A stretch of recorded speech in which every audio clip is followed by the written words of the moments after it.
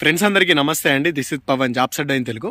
So SSC GD కానిస్టేబుల్కి సంబంధించినటువంటి results గురించి అయితే చాలా మంది ఎదురు చూస్తున్నారు. సో నాకు చాలా కామెంట్ చేస్తున్నారు, కాల్ చేస్తున్నారు.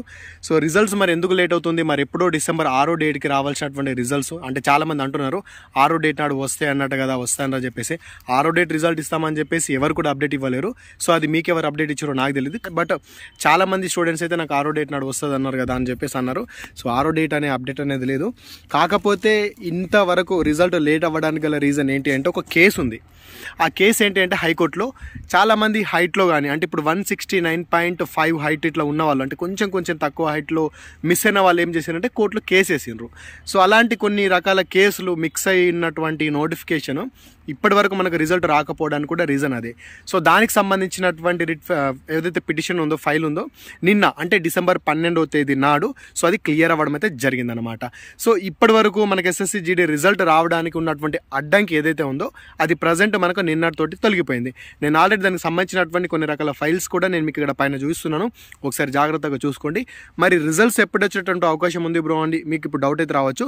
సో ఇప్పుడు రిజల్ట్కి సంబంధించినటువంటి అడ్డంకులన్నీ పోయినాయి కాబట్టి ఈ రోజు లేదా రేపు అంటే ఈ రోజు రేపని కష్టంగా నేను చెప్పాను, బట్ ఈ తొందరలోనే ఈ మధ్యలోనే రిజల్ట్ రానికి ఆస్కారం అయితే ఉంది.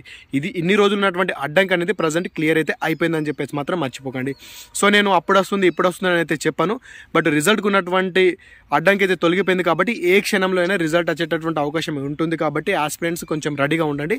అదేవిధంగా కట్ ఆఫ్కి సంబంధించి మరి ఎలా ఉంటుంది బ్రో, ఎలా ఉండే అవకాశం ఉంటుంది అని చెప్పేసి కూడా చాలామంది అంటున్నారు. కట్ ఆఫ్ గురించి వదిలేయండి, రిజల్ట్ వచ్చిన తర్వాత చూసుకోండి. మీకు ఇన్ని మార్కులకు జాబ్ వస్తుంది, అన్ని మార్కులకు వస్తుంది, జాబ్ వచ్చింది అని చెప్పేసి మీరు ఆరాటపడి తీరా రిజల్ట్ వచ్చిన తర్వాత లిస్ట్లో నేమ్ లేకపోతే ఆ బాధ మామూలుగా ఉండదు. కాబట్టి నేను ఇచ్చేటటువంటి సలహా ఏంటంటే ఎవరికైతే మొన్న రీసెంట్గా మనకు జరిగినటువంటి కట్ ఆఫ్కి మీరు ఫిజికల్కి ఉన్నటువంటి కట్ ఆఫ్కి ఒక 5 మార్కుల పైన ఉంటే కనుక 5 నుంచి పైన మార్కులు ఉంటే మీరు సేఫ్ జోన్లో ఉన్నారని చెప్పేసి మాత్రం మర్చిపోకండి, ఓకేనా. నేను ఇంకా చెప్పేటటువంటి విషయం ఏంటి అంటే మనకు కాంపిటీషన్ అనేది పెరిగింది, కాంపిటీషన్ అనేది హెవీగా అయింది కాబట్టి మీరు ఖచ్చితంగా ప్రిపేర్ అవ్వాల్సిందే. ఇప్పుడు ప్రతి ఒక్కరు చాలా కష్టపడి చదువుతున్నారు. అదేవిధంగా మనకు మళ్ళీ ఇప్పుడైతే ఎస్ఎస్సి జీడీ నోటిఫికేషన్ నెక్స్ట్ ఉందో ఇప్పుడు మనకు ఈ జనవరి ఫిబ్రవరిలో దీనికి సంబంధించినటువంటి ఎగ్జామ్స్ ఏవైతే ఉన్నాయో ఆ ఎగ్జామ్కి కూడా కొంచెం మంచిగా ప్రిపేర్ అవ్వండి. ప్రిపేర్ అవ్వడం అంటే ఏదో రోజుకో గంట 2 గంటలు చదివితే నడవది. హై కాంపిటీషన్ అయితే పెరిగిపోయింది, కట్ ఆఫ్ చూసారు కదా. కాబట్టి ఇప్పుడున్నటువంటి ఈ సిచ్యువేషన్లో కొంచెం గట్టిగా చదువుకోండి.